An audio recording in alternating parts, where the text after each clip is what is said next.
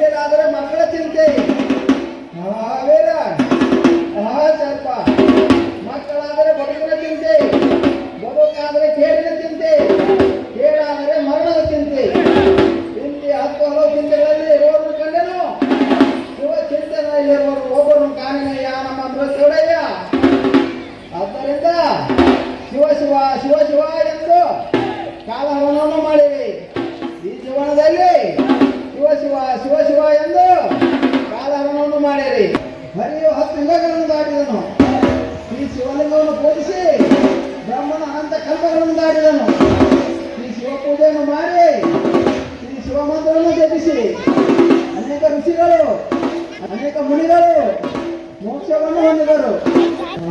ವೀರ ಸರ್ಪ ಶಿವ ಮಂತ್ರವೆಂದರೆ ಪರ ವಸ್ತುವು ತಾನೇ ನೋಡ. ಶಿವ ಮಂತ್ರವೆಂದರೆ ಪರ ಬ್ರಹ್ಮವು ನೋಡ. ವೀರ ಸರ್ಪ ಶಿವ ಮಂತ್ರವೆಂದರೆ ಆ ಪರಶಿವ ಮೂರ್ತಿಯ ನಿಜ ನಾಮವು ನೋಡ.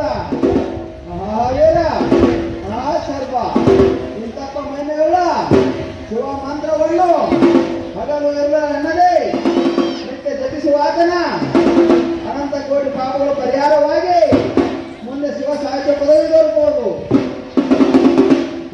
ವೀರ ಸರ್ಪ ಅಂತೆಯೇ ಕಲ್ಯಾಣದ ಶರಣರಾದ ಅಣ್ಣ ಬಸವಣ್ಣನವರು, ಅಕ್ಕ ಮಹಾದೇವಿಯವರು, ಅಂಬುಜಾಪುರ ದಾನಮ್ಮನವರು, ಕೊಲ್ಲಾಪುರ ಸಿದ್ದರಾಮೇಶ್ವರರು, ಮಾರಯ್ಯನವರು ಮುಂತಾದವರು ಶಿವ ಪೂಜೆಯನ್ನು ಮಾಡಿ ಶಿವ ಮಂತ್ರವನ್ನು ಜಪಿಸಿ ಮೋಕ್ಷವನ್ನು ಹೊಂದಿದರು. ವೀರ ಸರ್ಪ ಈ ಜೀವನವು ನಶ್ವರವಾದದ್ದು. ಬರುವಾಗ ಬೆತ್ತಲೆಯಾಗಿರುವ ಜೀವ ಹೋಗುವಾಗಲೂ ಬೆತ್ತಲೆಯಾಗಿ ಹೋಗುತ್ತದೆ. ಇವೆರಡರ ನಡುವಿನ ಅಂತರವೇ ಜೀವನ. ಪಾಶದಿಂದ ಪಾರಾಗಬೇಕಾದರೆ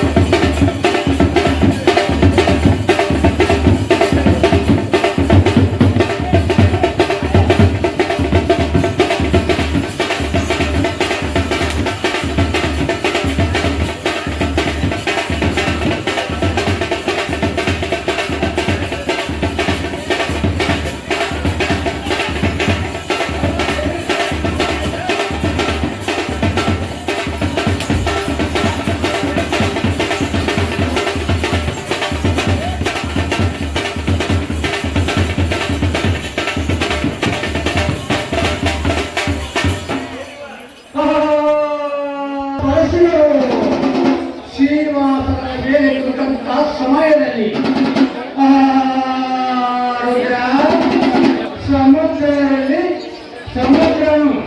ಸಮುದ್ರದಲ್ಲಿ ನಮ್ಮ ಪರಶಿವರಲ್ಲಿ ಉದ್ಭವಿಸುವ ಆ ಉದ್ಭವಿಯ ಲಿಂಗವನ್ನು ನೋಡಿ ಗಂಡು ಮೂರು ಪಕ್ಷಿ ಇತ್ತು.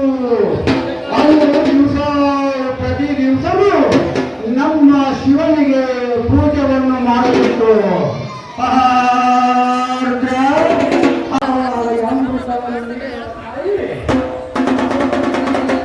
ಅವರು ನನ್ನ ರಾಜ್ಯಕ್ಕೆ ಅಧಿಪತಿ ಎಂದು ಹೇಳೋರು.